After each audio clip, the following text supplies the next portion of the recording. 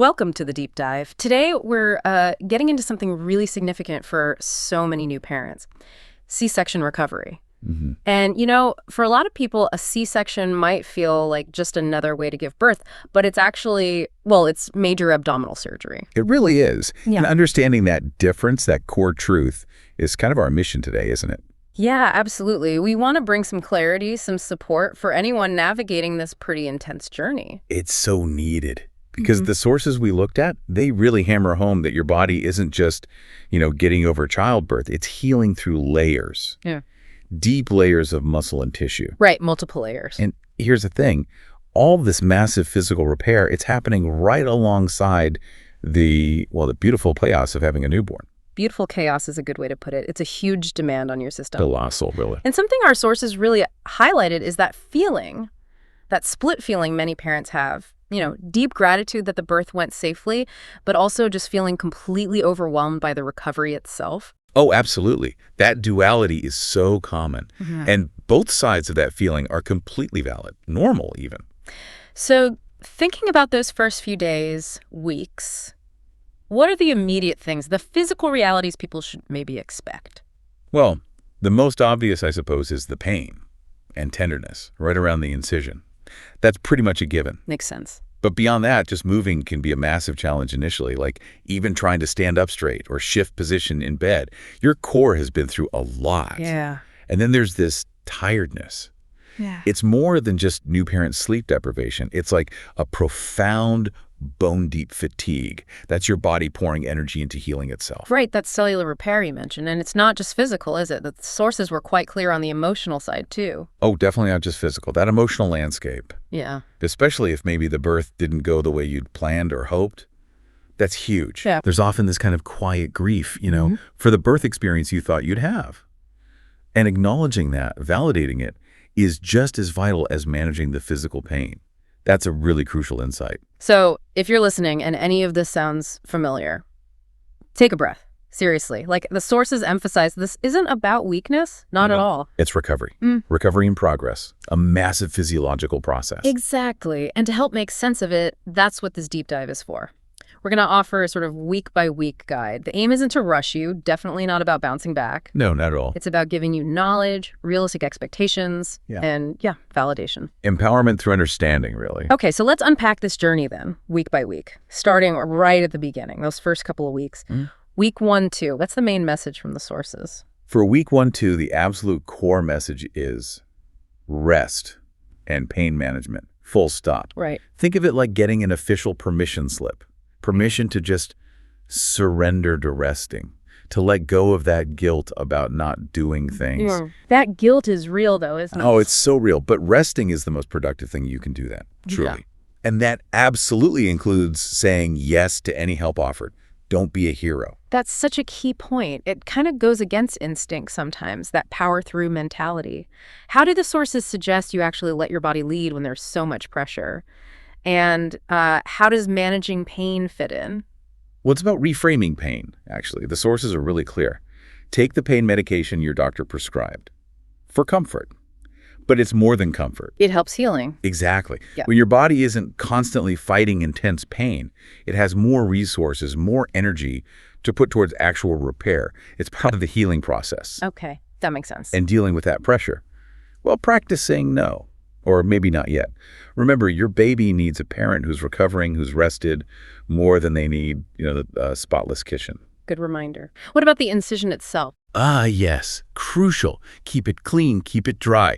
Follow your doctor's instructions to the letter. And absolutely do not try to push through pain or discomfort. Your body has to set the pace here, period. Got it. Okay, so that's the foundation. Now, moving into week 3, 4, you might start feeling maybe a bit stronger. A little more human. Yeah, often you do start feeling a bit more like yourself around then. But this is where the sources give some really important guidance about the next phase. Gentle movement. Gentle movement. Okay. And what's the big pitfall here? The mistake people make when they start feeling better? I think the biggest misconception is thinking, oh, I feel stronger so I can jump back into my normal routine. Right. Like time to hit the gym or lift the toddler. Exactly. But the sources stress a very firm, no heavy lifting. And there's a good reason. Think about all that internal healing, the stitches inside. It's still really delicate. Okay. So what does gentle movement actually look like then? It means things like short, slow walks, maybe just around the house at first, or down the driveway to the mailbox.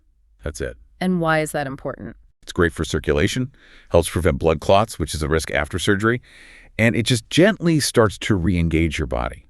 Very gently. So we're talking movement specifically for healing. This is definitely not about fitness yet, not about, getting your steps in. Precisely. Not about fitness at all yet. And the absolute key is listening to your body. If you feel tired, if you feel sore, stop. That's your cue.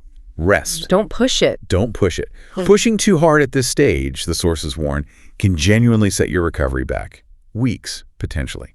So think of this gentle movement like a supportive hug for your body, not boot camp. That's a really helpful way to frame it. Okay. And then as we kind of round the corner towards the end of that initial 6-week postpartum period, there's a really important milestone, right? Around week 5-6. Yes, absolutely. Week 5-6 is really focused on the check-in and assessment. This is typically when you'll have your postpartum checkup with your doctor or midwife. And that's crucial. It's absolutely crucial.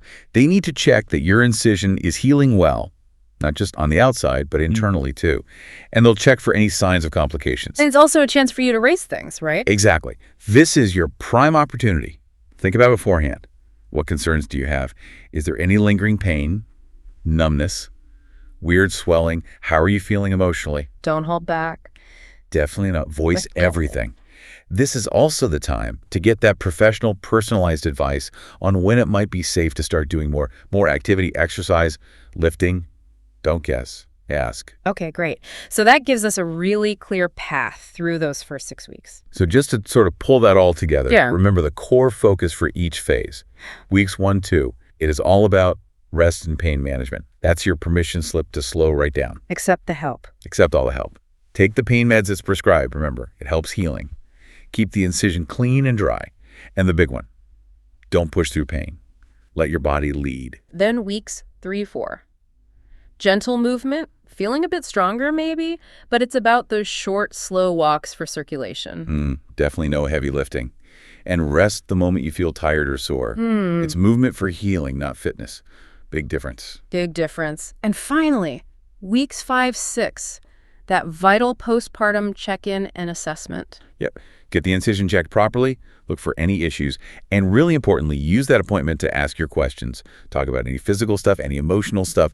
Get that expert advice on moving forward safely. Your body has done something incredible. It really deserves that check-in. It really does. So thinking about all this, why does actively engaging with this recovery process matter so much for you, the listener? It's not just about ticking boxes, is it? No, not at all. It's about, well, first, lowering your risk of complications down the line. Things like infection or hernia. Right. Important. And it's about building back your strength safely, gradually. But also, and this is huge, it's about supporting your emotional well-being. That's just as vital as the physical side. Absolutely. And there's a really powerful line from the sources. Taking care of yourself is not selfish. It's essential. That says it all, doesn't it? It really does. When you allow yourself to rest, when you feel comfortable and supported, you can actually be more present. You can connect more deeply, cherish those early moments with your baby more fully. It benefits everyone. And speaking of support, the forces mentioned a really practical tool, something called a postpartum care page. Ah, yes. Tell us about that. It sounds quite helpful. It's basically a free resource, often downloadable. It includes things like a C-section healing tracker. Oh, neat. So you can monitor symptoms week by week. Exactly. Track symptoms, record your energy levels, maybe note down how the gentle movement is going. There's space for emotional check-ins too. Kind of like a little logbook for your recovery. Yeah, just simple reminders, prompts to help you notice things, maybe spot potential issues early. It sounds like a really gentle guide for your own healing story. That sounds incredibly useful, and we'll put a link to where you can find that kind of resource in our show notes. It's free, you said? Yes, the one mentioned was a free resource. Perfect. So as we wrap up, maybe the final thought to leave you with is just this. Your body has done something truly extraordinary. I mean, growing and birthing a human, however it happens, is immense. The feat of strength, absolutely. And it deserves time, it deserves patience, it deserves profound care as it heals. So maybe take a moment sometime this week just to acknowledge that journey, that power, and the importance of nurturing yourself through it. Well said. This has been The Deep Dive.